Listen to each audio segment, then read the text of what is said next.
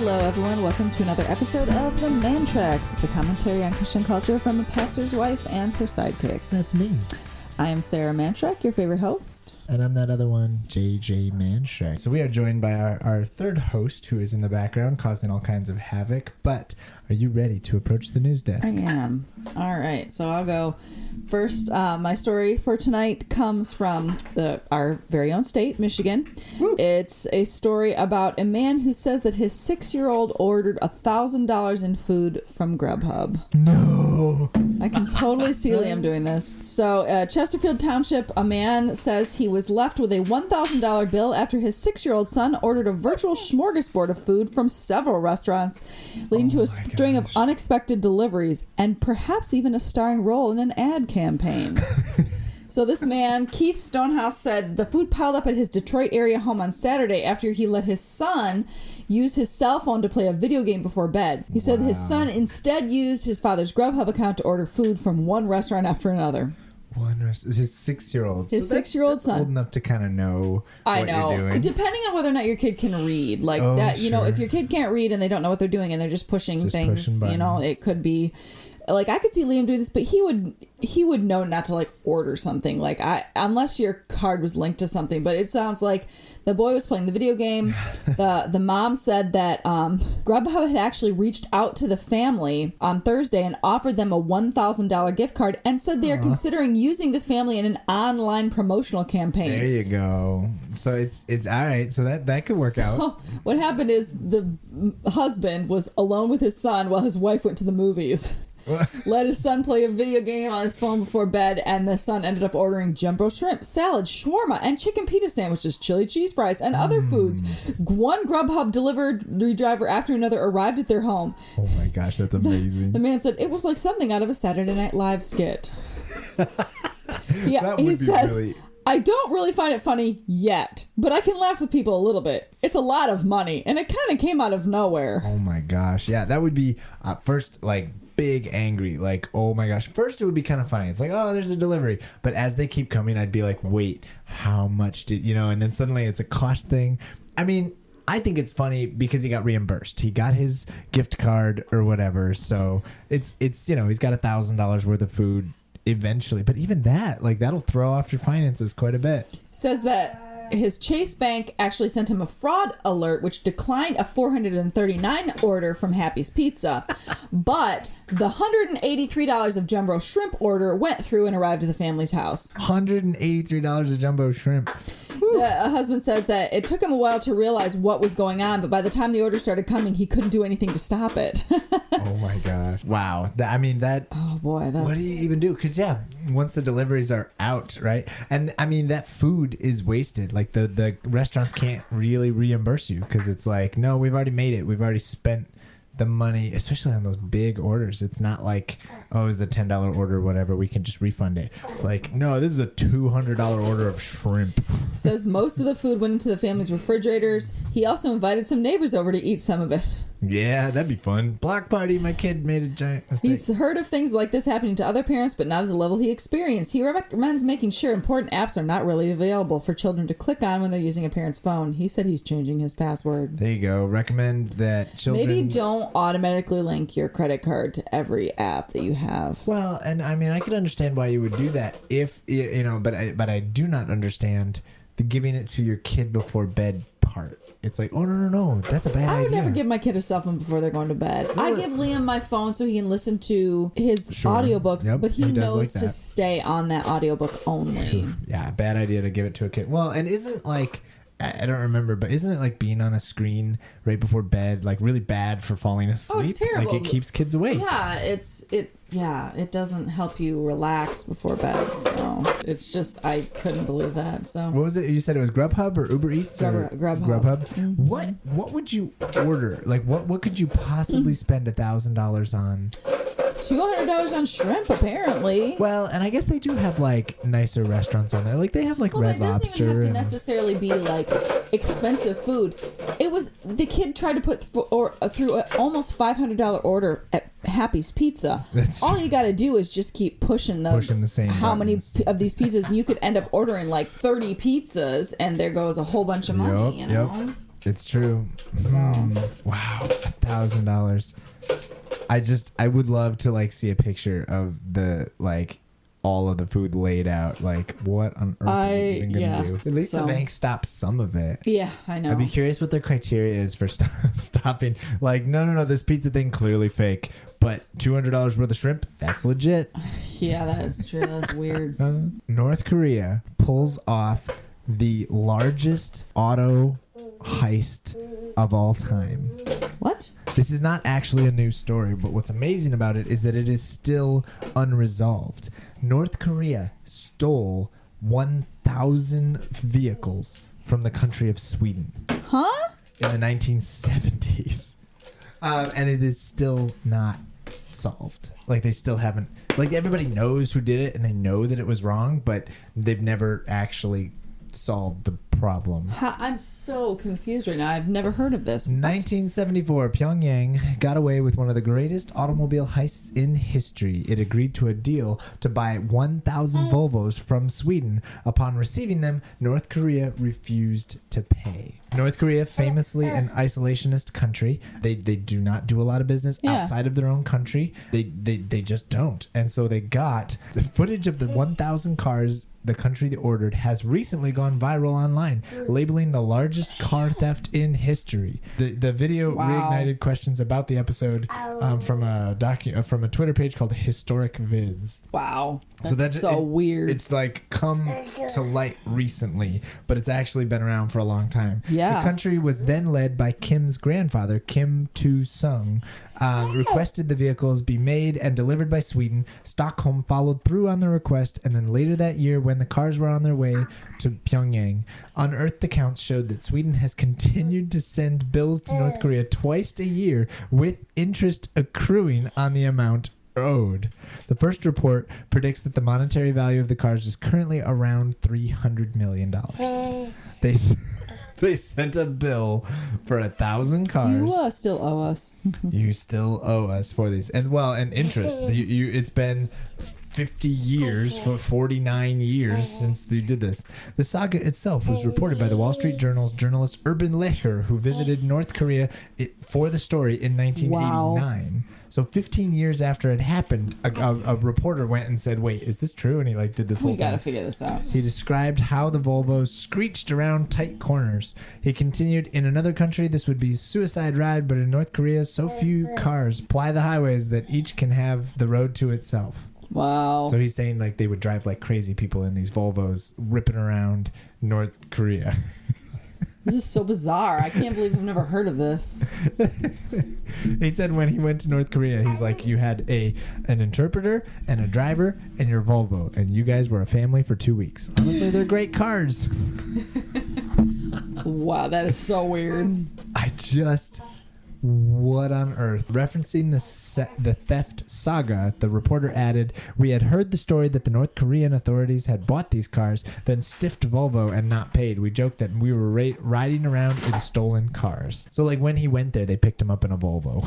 It's not even apologetic. It's just blatant. Nope, we stole these cars. We stole this from you. Have a ride. I a little bit am shocked that you would make an order that big and not expect payment up front. We're going to give you 1,000 cars and you just hand it to them? And they're probably it's North Korea. We don't want to make them mad. I guess that is kind of the thing. They'll bomb us. But at the same time, isn't it that's it's weird. North Korea. It's the country that always lies. And but okay, maybe 1970s, maybe that reputation wasn't so well established. Because nowadays, I feel like no one on the planet would make that deal. That's true. They know better now, but maybe they didn't know better then. That's true. I guess you gotta learn somewhere. You gotta lose 1,000 Volvos and then you learn. Okay, so imagine if it was I don't know. I don't actually know how nice those cars are. Maybe a $30,000 car back in the day, or maybe less, right? But if you buy 1,000 of them, this, it's significant.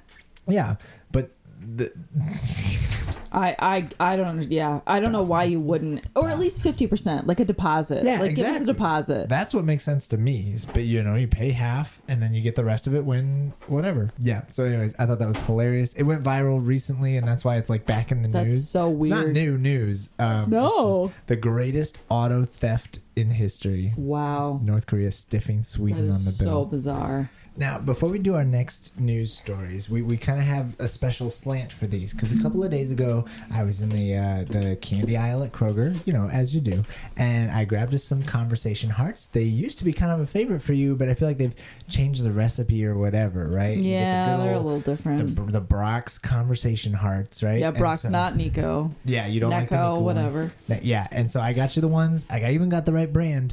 They were a little off, but while we're sitting there, and I was, you just sort of eat them and you read them and whatnot. But we were noticing that some of the phrases were really weird. And so that kind of started us on a journey of searching. And so in honor of the upcoming Valentine's Day, I went and did a deep dive on, okay, where did these conversation hearts come from? And so I have 3 different stories to share for you. Okay. First, it goes all the way back to 2020. Brachs has their own conversation hearts, and this year they say things like yes and goat. Yeah, I know. I saw both of them. Goat was one of the ones we noticed, and we were like, this is the worst. And so what they have done, and actually I did not realize this, every year Brachs puts out new phrases, and they have a theme or a different thing that they do. And so in 2020, they put these out. And so it's like, in case you missed it, we've been without classic conversation hearts for what's going on 2 years. Last year they weren't made at all, but this year they'll be around and could look a little different. So Brachs redid their formula in 2019, 2020. Mm-hmm. That was when things changed, right?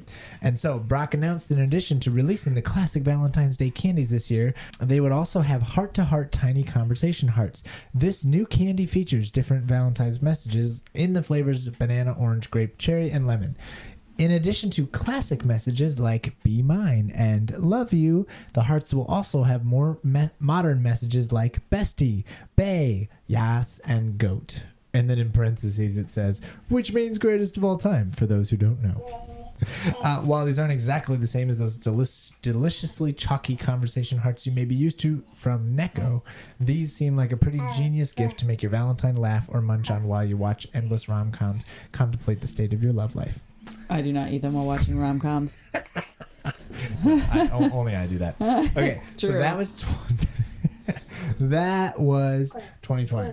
This one, in 2022, last year, their theme was words of encouragement. Oh, I like that. Right? That's kind of fun. So, because we were a little confused by some of these candy hearts because they were not romantic. They were like, this has nothing to do with anything. So these are the ones that came out last year. And there's only a few, so I'll read them. It's way to go, crush it, proud of you, don't quit, good job, push through, be you, fearless, chin up, you the best, go for it, superstar, you got this, go time, high five, big fan. I feel like some of those could be good, but if they're for romantic Valentine's conversation hearts, I don't think I want to get one that says just push through it.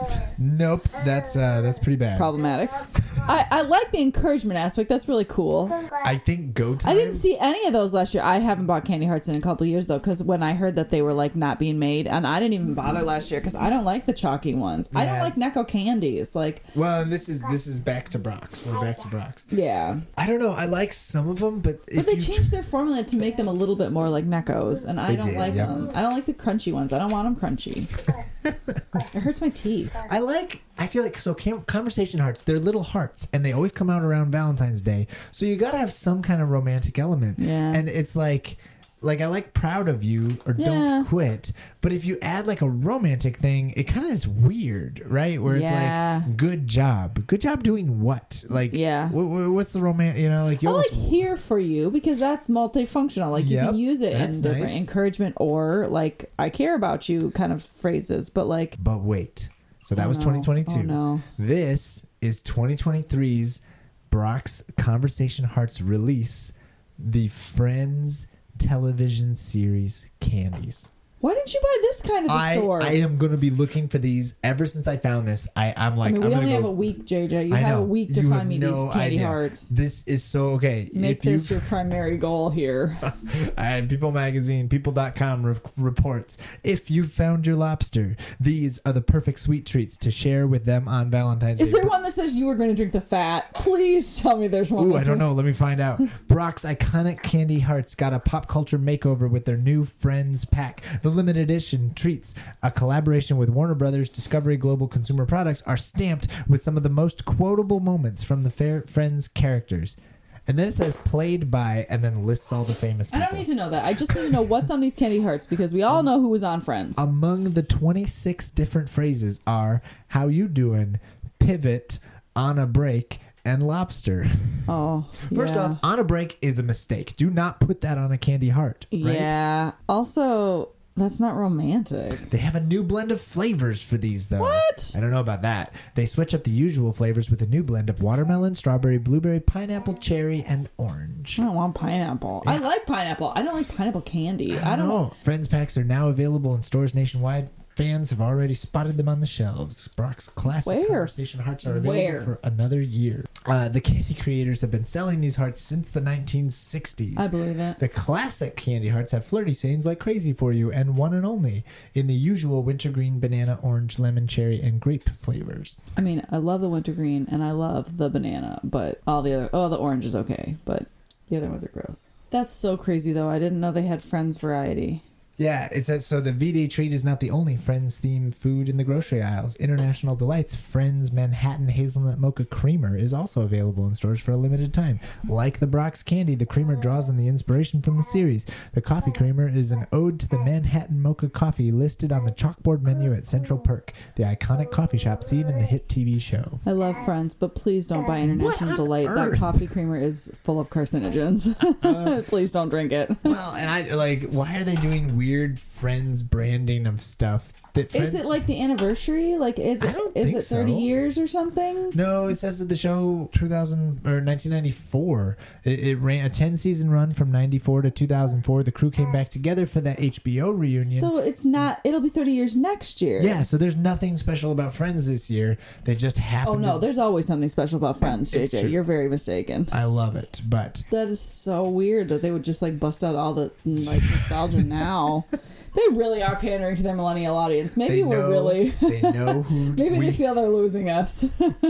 Wow, they brought us right back. We're trying to stay in the health sphere, and they're like, come back to the candy hearts, the creamer. See, I do want to get them because I want to read all the fun phrases and find out what they are. I actually want to eat them, though, I do not really want to eat those weird flavors. They were not like the flavors I want. So, anyways, that is It's interesting to know that it's out there, though. My foray into the Valentine's... Oh, I did want to mention, I wanted to ask, do you know the story of Saint Valentine and why we do Valentines and all that? Like, have you ever heard that story? I have heard the story. I'm not super well versed in it. Well, I read this article. It was really fascinating. I'll put it in the show notes. It was about how much of the story of St. Valentine is actually legend. Yeah. They were like, almost none of this is verifiable. It looks like there were actually two different people named Valentine who were murdered in like the 3rd or 4th century. Oh, it was a long time ago. Yeah, by the Roman Empire, right? And it was the church that honored them. One of them eventually became a saint.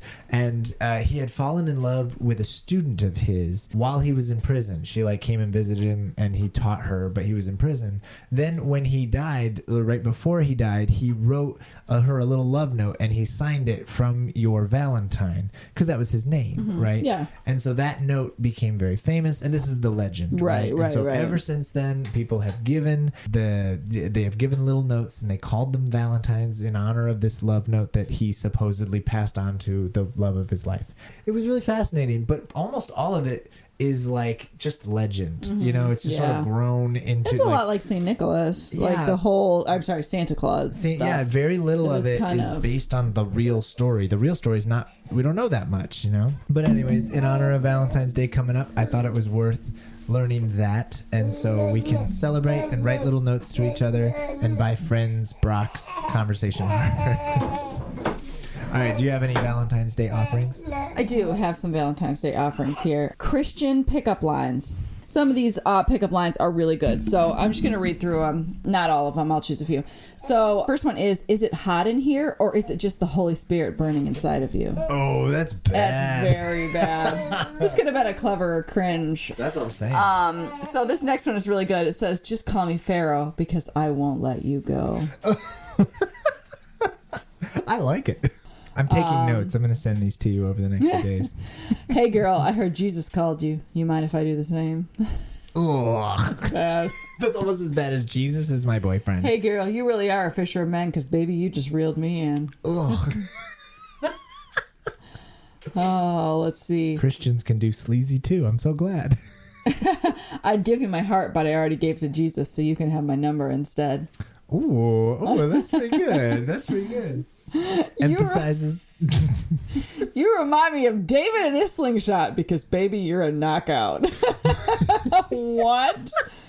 I would probably just turn around if someone walked away. I'd just back away slowly. Back away slowly. Oh, this is just bad. I now know why Solomon had over 700 wives. He never met you.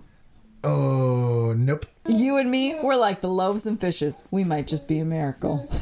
Oh my gosh, I thought you were going to say we should multiply. And Oh my gosh. That would have been better, actually. That line was terrible. that's just... Okay. Hey, girl, I think one of your ribs belongs to me. Ew, what? What? I think that's creepy. That one's cringy. Sure. Hey, girl, my name's Will. God's Will. No, it's not. No, it is not, sir. I would like you to please step back. I have pepper spray. Hey, girl, if you're looking for a man with good credit, then here I am. Jesus paid for all of my debts. It's just... Show me your debt-free score. Since I love God and you love God, we should love each other. What? Nope. I keep waiting for like a horrible sister in Christ one. You make me feel like Samson with his hair cut off, weak in the knees. What? That's just bad. It is. You put the stud in Bible study. Nice. Oh my There gosh. you go. What? It's better than it's saying I put the stud in Bible study. I'm imagining creepy men saying these, so that's probably why. In like silky, flashy polo shirt, or not polo, but like a button-up shirt with like. Hey, baby, you know the story of Jericho? How many times do I have to walk around you to make you fall for me? Nope. No, weird. it's not good. It's not good. I mean, pickup lines in general. There are no good pickup lines. They say the love of money is the root of all evil, so you need a broke man like me. Is that really something you want to be advertising straight out of the gate? I used that pickup line on you when we first started dating. I said, hey, I'm broke, and that means I'm godly. Is it a sin that you stole my heart? No, it's a sin that you use that line. Ooh, well done. That's a good zinger. I like my girls like I like my Microsoft Word documents saved. What? That's bad. Oh man, Microsoft. That was like Oh boy, nerdy on top of cringy. oh boy. I never believed in predestination until now. Nice. We'll just end with that one because that's about as good as it gets here. Oh But my anyway, gosh. so some of those were just so painful. I'll share like, that link because that's crazy. Whew, that's bad. Amazing. Yeah. Christian pickup lines. Please Don't use do these. not use those. They will not work. And No, women will no. flee from you. They'll probably flee from Christianity too if you use them. I had to get out of there. Yeah. Oh my gosh. All right, you ready for sponsor of your life? Yeah, I think so.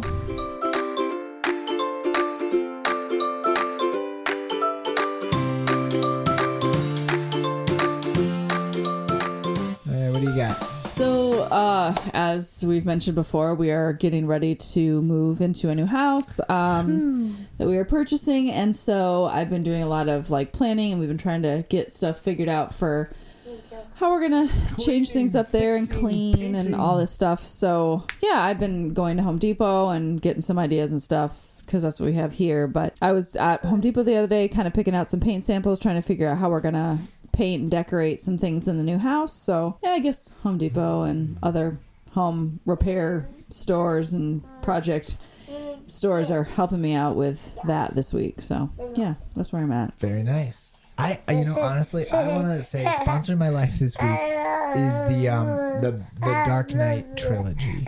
We recently just totally randomly grabbed the Batman movie, the first one, Batman Begins. We watched that and it was so good. And I mean, I knew it was good, but it's been a long time since I've watched them, and They are just fantastic superhero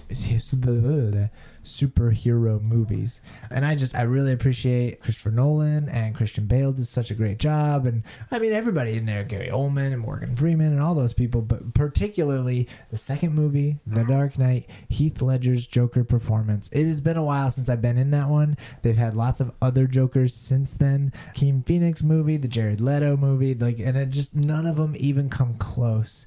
Heath Ledger is the GOAT, that word that we're not supposed to use. Please don't use that word ever again. No, but it was Sponsor of My Life, just classic movie the first one came out when I was in high school, right? And it was so good back then. Really? That was high school? Mm-hmm, because it was one of the very first DVDs I ever bought. My very own money, because I was leaving for college and I wanted to make sure I had that DVD with me.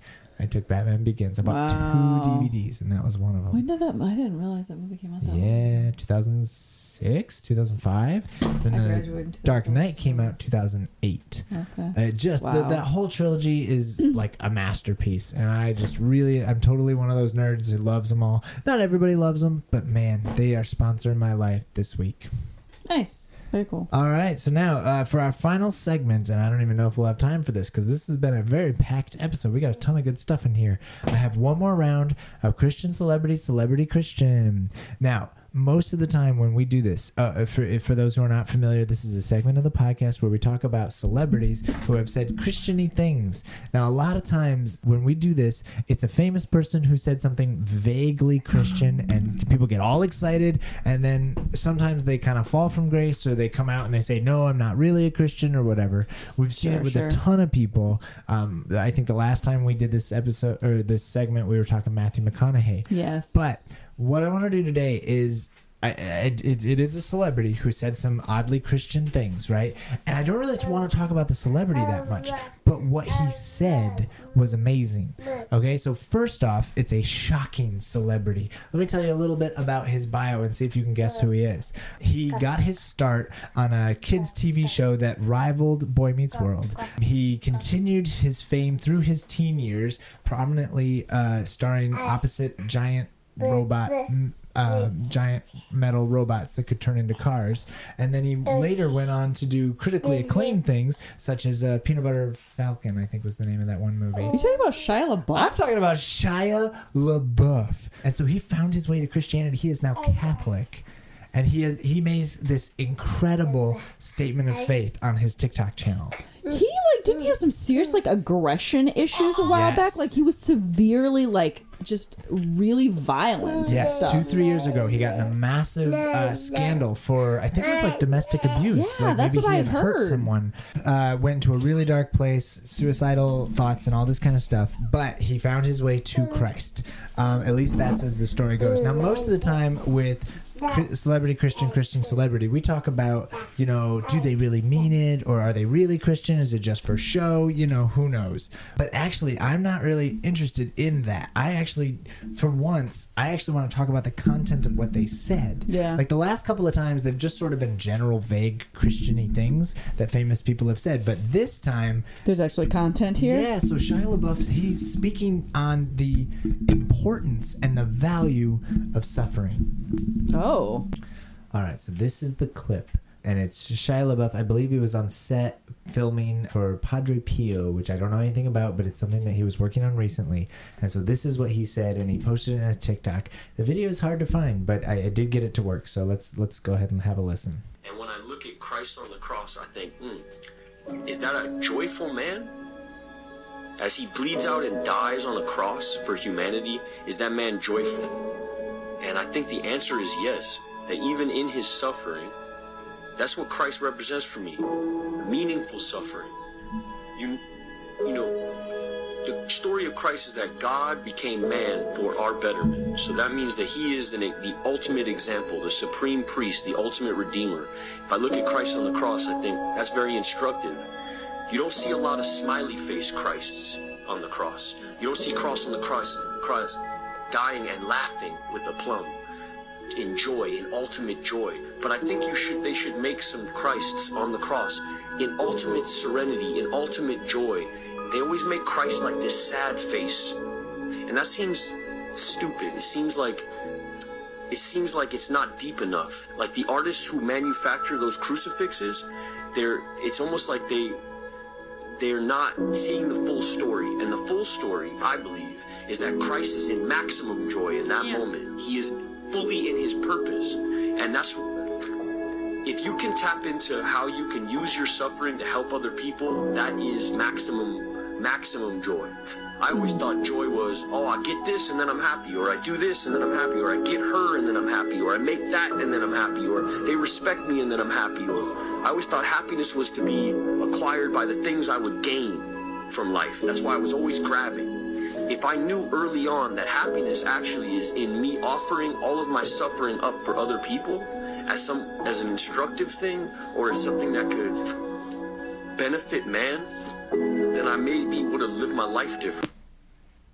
Oh, that's very interesting. So, like, we can speculate about, like, is he really a Christian? Does he mean it? Because obviously he has a very checkered Some very past. profound things to say But about. I don't even care about who said it. Yeah. It's really interesting stuff to say, talking about suffering and then joy. And it made me reflect not on, hey, it's a famous person, but actually on the content of what he was saying made me reflect deeper. And I was like, wow. So even though we recently did Christian Celebrity Christian, I was like, I got to bring this to you because I just thought it was so That's very interesting. Right? Yeah. Just kind of wonder. And I do think about, like, well, Jesus on the cross, it was suffering, obviously, and pain, but it's true. That's the culmination of his purpose. Yeah, that's why he was sent. And a lot of people, I know it's more popular nowadays to say, no, he wasn't sent to die. He was sent to teach us. His example, his dying was tragic. But I think that that's not understanding the larger biblical story. No. Like, very clearly he was sent. And I mean, whole purpose many places in the Bible it says he was sent for this purpose so that he could die for the redemption of mankind. Mm-hmm. And it's like, that's the fulfillment of his purpose. And I love the bit about how he spent all this time chasing other things. I think I just got to get these people to respect me, or I just got to get that woman or that project or that money or that whatever. And it's like, none of that's going to be enough. It's about finding the way our lives line up with God's purpose. That's where you find true fulfillment and joy. And I was like, man, that's like profound. Yeah. It is, and it's kind of hokey with the like thoughtful music underneath. And all that was interesting. I was like, oh, I'm at that's a TikTok thing. TikTok puts music underneath stuff. I do that for the videos I make, and I put. Okay, I don't TikTok, so. But I just right. There's a lot to think about there. That's interesting, and it's true. I wouldn't have ever been like, oh yeah, I really looked to Shia LaBeouf for some solid theological discussion points, but.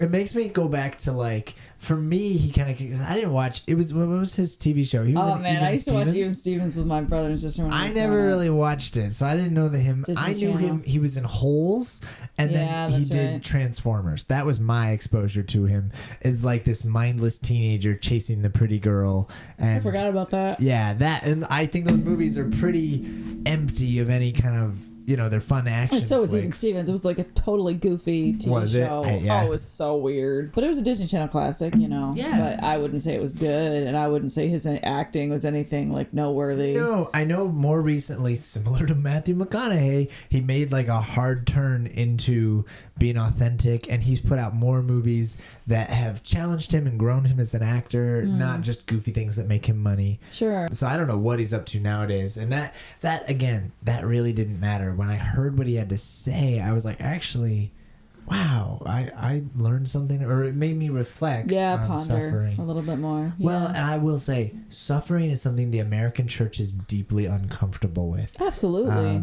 I think it was Francis Chan who went over and visited the church in China, and he found that one of the pillars of the underground church in China is that suffering is a necessity for Christian life. And he balked at that. He was like, whoa, what are you talking about? Suffering is necessity. But they view it as an essential essential. If you are not suffering, you are not living the Christian life correctly. So they would go out of their way. It's like, I'm not suffering. So they would give away more money or help more people so that they would be suffering for other people. Like they actually make it a pillar of their faith. And I'm not saying that's right or wrong. I think it's an interesting thing to think about, but it is so counter the American church. Whereas like American prosperity gospel. we do not. God blesses you if you. And if you are suffering, then God must be mad at you. It's your fault. Right. And that's nonsense theology. That's bad. It's not theology. No. But it is how we think in America because we are so wrapped up in materialism and so wrapped up in avoiding suffering. But I think suffering is an important part of growth and character development and probably your spiritual walk. Yeah. That is just another segment of Christian Celebrity Christian. Nice. I thought that was a crazy one. That is, yeah. That's interesting. All right. Thanks so much for tuning in, everybody. We hope you enjoyed our Goofy Valentine's Day episode. Please don't use those pickup lines. Oh, gosh, But definitely, if you find those friends, Brachs, mints, or conversation hearts, send them to us or take pictures and send the pictures to us because we're going to be on the hunt from now until February 14th. Go out and check for some. We got to go find these. They're somewhere in the world. They and are, we need and them. I have to discover them. Oh my gosh. All right. So if you like this show, if you appreciate this goofy content that we create, like us, subscribe, follow, all that stuff, promote us, leave a review on Apple. If you type in a review, like actually write up a review, that means the world, it boosts it in the algorithm and blah, blah, blah. I don't know all that techno stuff, but it helps more people find our podcast. If you want to actually support us, like financially, we do have a GoFundMe. We are in the middle of our little trying to raise money for new microphones and upgraded equipment to make sure we do this podcast right. The quality can only go up because we're pretty much terrible right now. Ain't it the truth? Oh man, but no, yeah, we could get some better equipment and that could be a nice boost for the 2023 year. All right, you ready to send us out with the mom joke of the week? I am. All right, give it to it. Give it to me. All right. So which vegetable is pretty cool, but not the coolest? Which vegetable? Is that iceberg lettuce? No. Oh, radish. There it is. All right, bye. See you next week.